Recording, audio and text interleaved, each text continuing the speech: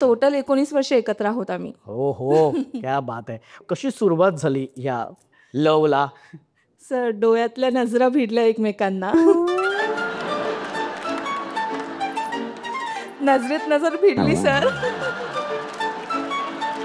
एकाच वर्गात होतो ना सर. हळूच कोण असं चोरून बघणं वगैरे. हा, पण मग सगळ्यात आधी म्हणजे विचारलं कोणी, पुढाकार कोणी घेतला? त्यांनीच विचारलं. काय विचारलं? मुली थोडी लवकर म्हणतात काही.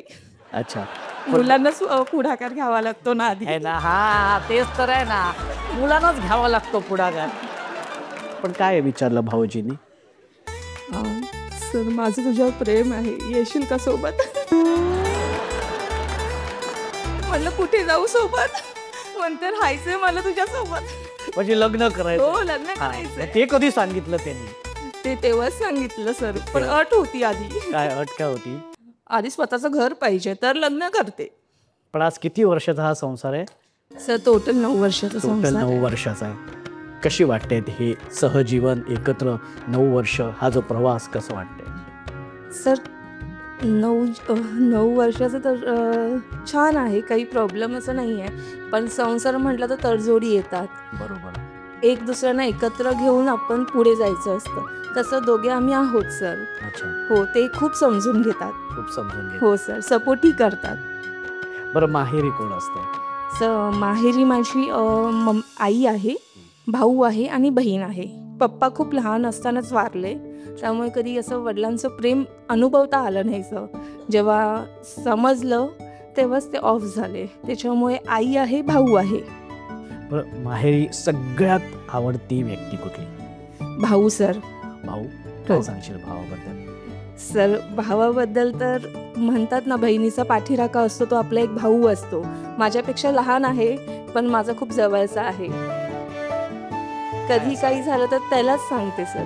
पण काय असं एखादा प्रसंग आठवतो की ज्या आवर्जून तुला सांगावं असं वाटतं? भाऊ हा एक पाठीराखा असतो म्हणून तो सोबत नेहमी असायला हवा, पण सध्या आम्ही नाही बोलत सर.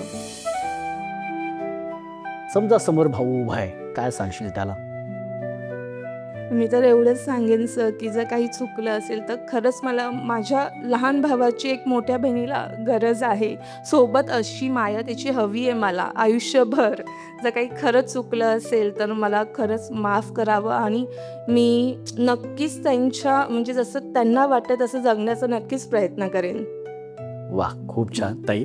आणि मी सुद्धा सांगेन की दादा, मोठी बहीण असून सुद्धा तिने त्याची चूक मान्य केलेली आहे, तुला माफी पण मागते. मला असं वाटते की तू सुद्धा मोठ्या मनाने ताईला माफ कर आणि पुन्हा एकदा एक भावा बहिणीचं नातं असं छान अगदी घट्ट होऊ दे, हो की नाही? कारण भाऊ पाहिजे.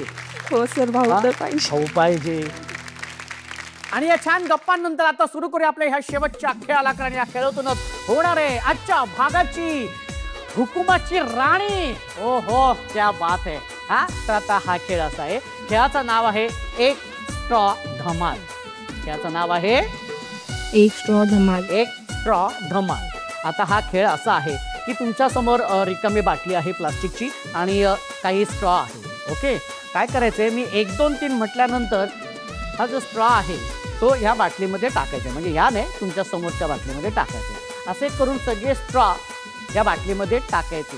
जी ताई कमीत कमी वेळेमध्ये हे सगळे स्ट्रॉ ह्या बाटलीमध्ये टाकेल ती असणार या खेळाची विजेती.